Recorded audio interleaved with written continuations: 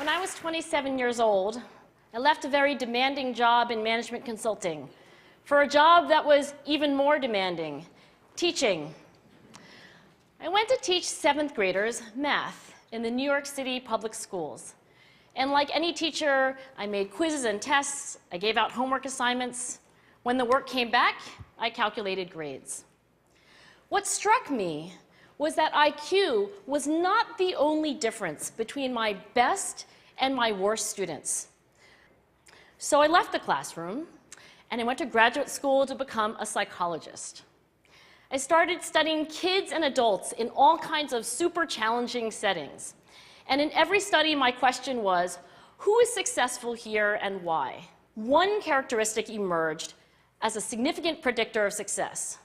And it wasn't social intelligence, it wasn't good looks, physical health, and it wasn't IQ. It was grit.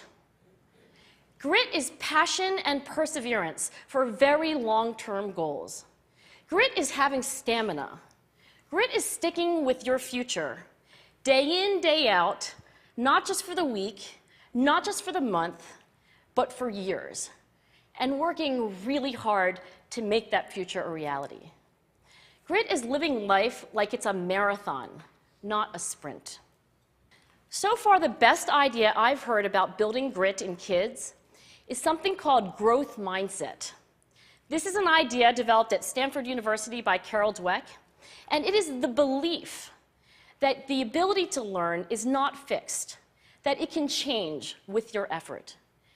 Dr. Dweck has shown that when kids read and learn about the brain and how it changes and grows in response to challenge, they're much more likely to persevere when they fail because they don't believe that failure is a permanent condition.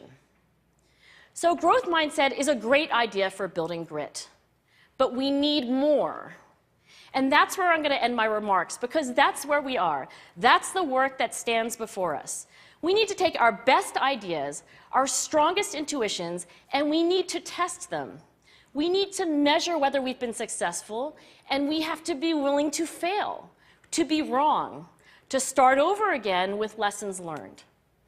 In other words, we need to be gritty about getting our kids grittier.